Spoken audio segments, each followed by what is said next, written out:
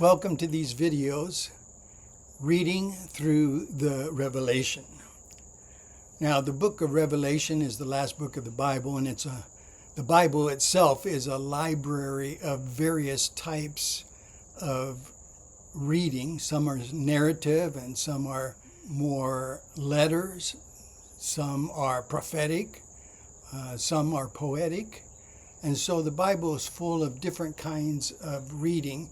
And so when we come to the Revelation, it is a vision that John has, and he relates to the people of his day that has information for them, but also has principles for us to live by. So let's go through a summary of what we have here in the book of Revelation. First of all, who? It's John. He is going to be the writer and the person who sees this revealing revelation. And we have Jesus, which is basically the subject of the revelation. And then we have the churches, 7 of them in chapter 2 and chapter 3.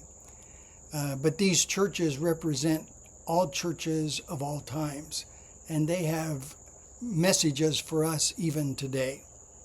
So what is happening? John is seeing the revelation of Jesus, and as he sees this magnificent revelation, he writes it down in symbolic wording that the people of his day would understand. The book of Revelation is not to be murky, not meant to be concealed, but rather to be revealed. That's what the word revelation means. So in John's day, it was clear what he was talking about. He was talking in code, talking in symbols, but it was clear what he was talking about to the people of his day. It's basically the revealing of who Jesus is and what will happen as good and evil battle throughout life in this world and then into the next. Where is it happening? It's happening on the Isle of Patmos. John, Apostle John, Disciple John, is the last living of the 12 disciples. And he has been banished to imprisonment upon the island of Patmos for his faith, for teaching and preaching the gospel of Jesus Christ. And so he is on this island. He sees this vision. As we will read through the Revelation, we'll find that encounter in chapter 1. When is all this happening? Well, the letter and the vision most likely is happening around 96 AD. And so it's about 63 years after Jesus and his time on earth. So John is probably pretty old now, maybe 80s, maybe even 90s. And the Roman Empire is still in control of their world. And the Emperor Domitian is the one that is the emperor at the time of this writing. And he has been persecuting Christians. Jews were exempt from some of the requirements of the Roman Empire, but Jews had distanced themselves from Christians and called Christians heretics, and so the emperor saw them as a threat and would persecute the Christian. Because of their faith, some Christians are suffering, some even put to death for their faith. So why was this book written? It was written to encourage Jesus followers of all eras to keep following Jesus through the hard times of life and not to give up. Hang in there, because at the end, Jesus wins, and we want to be on the winning side. And so it's a beautiful letter, vision of hope and encouragement to Christians in the midst of hard times. So that very fact has encouragement for us as we endure hard times in our life and in our spiritual journey. Now, how this is going down is through a revelation, through a vision that John has. That's how it's communicated and then written down by John so the churches can read this vision and gain encouragement from it. The book of Revelation basically is word pictures and symbols. And in those symbols, there are meanings behind them. The book of Revelation is a book of symbols and numbers and pictures, word pictures, that we may not understand, but the people of John's day did understand. So John is relating this vision that he has, and when he talks about a beast rising out of the sea with 10 horns and 7 heads, there is no reason for us to imagine that this was a real beast with real horns on his head, but rather it's a symbol of something that they knew back in their day, that John was speaking to them in a sense in a code. Now, throughout Revelation, you'll see numbers have significance, especially the number 7.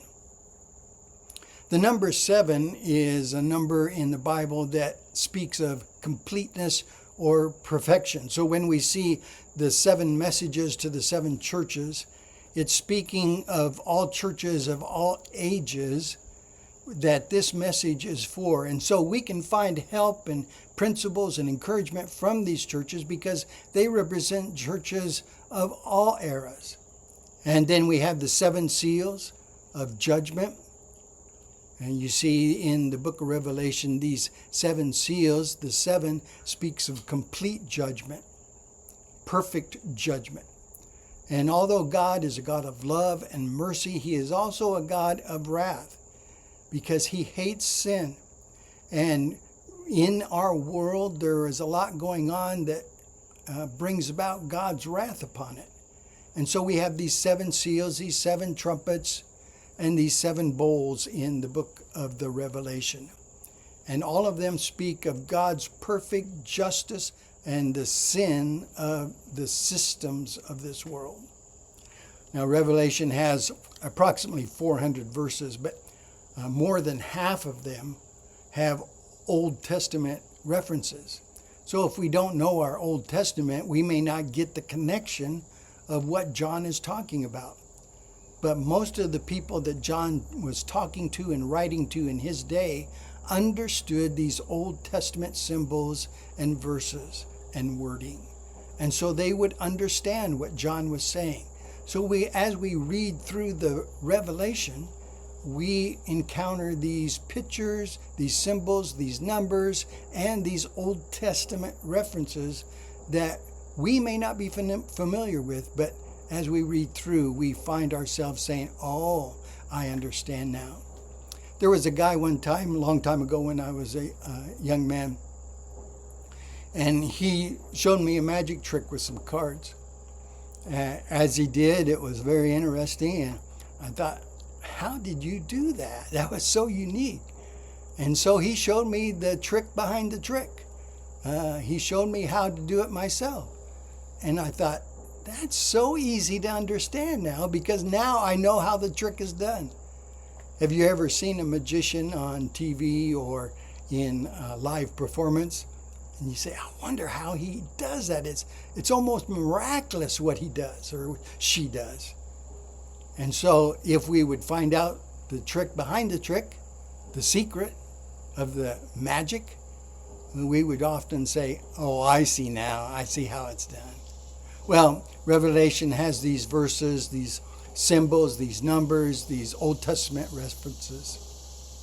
A big key to understanding the book of Revelation or the Revelation is that the Roman power is in charge. Matter of fact, the Roman Empire, although it's not exactly mentioned as the Roman Empire in the Revelation, is throughout the chapters. It's symbolized as a beast, like a mouth like a lion in chapter 13. And so this beast is symbolizing the Roman Empire of John's day. Now, Christians in John's day were persecuted by the Roman Empire.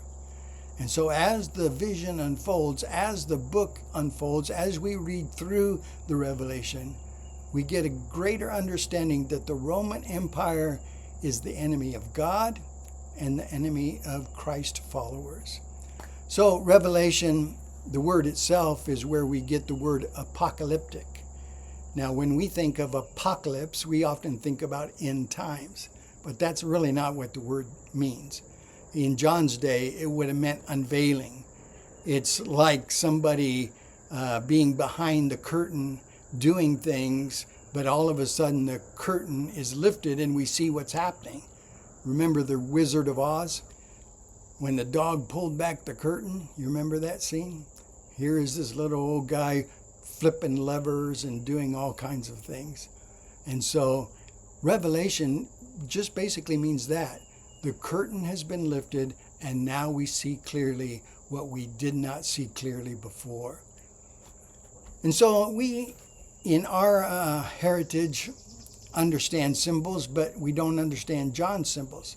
Let me give you an example.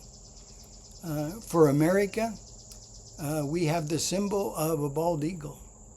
Whenever we see a bald eagle, we might think of the majesty of the United States of America, the power that we find in America, because the bald eagle has been a symbol of America for many, many, many years. But we also know other symbols, like the Democrat Party, a donkey, the Republican Party, political party, elephant. And so if you see these symbols in a cartoon or on a meme, you might see the donkey and the elephant, especially during political seasons, that you understand right away. It means the Democrats and the Republicans in our two-party system that we have in our United States. Now, there's another symbol that we see sometimes, and we have seen it since the American Revolution, and that is the yellow flag with the rattlesnake curled up and the words, "Don't tread on me," meaning that if you stomp on my rights, you might get bit. It's almost a sense of a threat that as Americans, we have certain rights that we enjoy. And when anybody, government or anybody else, steps on those rights, we might have a tendency to bite back. And so we find this yellow flag with the snake, "Don't tread on me." It's a symbol way back from the American Revolution. Now, John, first of all, is going to be writing to 7 churches in Asia. Now, we know that part of the country today as Turkey, modern Turkey. And most of these 7 churches are pretty close to the coastline of Western Turkey. And so we have these 7 churches. Most of them are places of wealth and commercial business, but also all of them have some kind of temple erected to some kind of pagan god. And some of the cities have several temples to several gods. And the most common one was emperor worship. Domitian, the emperor of John's day, wanted to be called Lord and God, and he wanted to be worshipped. And so there were temples that were erected to these pagan gods, and one of them was the temple of emperor worship. And so they would sacrifice animals, they would do different kinds of ceremonies and rituals to worship their emperor. And so Domitian wanted to be called Lord and God. Now you can see what a problem that makes for the Christian. We don't have 2 lords. We don't have 2 gods. We have one that we pledge our allegiance to. And so in John's day, this meant they had to make choices. And sometimes those choices, when they make them to serve God and Him alone and worship God and Him alone, meant that maybe they lost their job. Maybe they were financially bankrupt. Maybe situations became so hard that they couldn't make a living for their family. And so we find this throughout Christian history, especially in the first 200 years of the Christian church. There was one person that was alive when John was writing, that was the Bishop of Smyrna. He was a spiritual leader of the church in the town of Smyrna. His name was Polycarp, was burned alive for his faith. And before they lit the fire, he said, 86 years I have served God and he has done me no wrong. How can I blaspheme his name? And he became a martyr for his faith.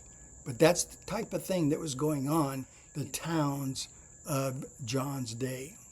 So we see these 7 cities in chapter 2 and chapter 3 with these various temples to the false god and the question of allegiance. Who do we devote our lives to? Who do we serve? Are we going to compromise our faith or stand strong on our faith? So the whole reason that John is writing this vision, this letter to these churches, is that they might hang in there through tough times. If you're going through a tough time, I think you'll find encouragement in the Revelation. For these churches of John's day, it was a temptation to compromise so that they could get along. But compromise in our faith and in our values, in our ethics, in our religious beliefs is something that God won't allow. We find Jesus talking to his disciples saying that you can't serve both God and money. You have to make a choice. There is only one God to serve. You'll either serve me or you'll serve other gods. So we see the big picture is the good versus evil, and that Christians need to hang in there because in the end, Jesus and his gang wins. I like that, don't you? The big picture is that in the end, life is worth all the battles because of Christ, because of what he has done in our lives, through our lives, and at the end of our lives. The big battle between good and evil, though good will win out. And so when we come to the end of the Revelation, chapters 19 through 22, we see the second coming of Christ. And that is the focal point of the climax of what is happening in the Revelation. So let's kind of give a brief summary. Who? There's John, there's Jesus, and there's the churches. What? There's the revealing of Jesus and the battle of good and evil, and that in the end, Jesus wins. Where is it all taking place? Well, primarily the vision is on Patmos Island, where John has been banished. About 96 AD on the calendar. It's written for us to be encouraged that even though there are rough times in our lives, we hang in there, we persevere, we find our faith as a foundation and a stability through the storms, and in the end we know that Jesus wins. This all comes across through a revelation, a vision of John. This all comes through a revelation, the vision that John has of the conquering Jesus. Well, thank you for joining us today. God bless you and God keep you.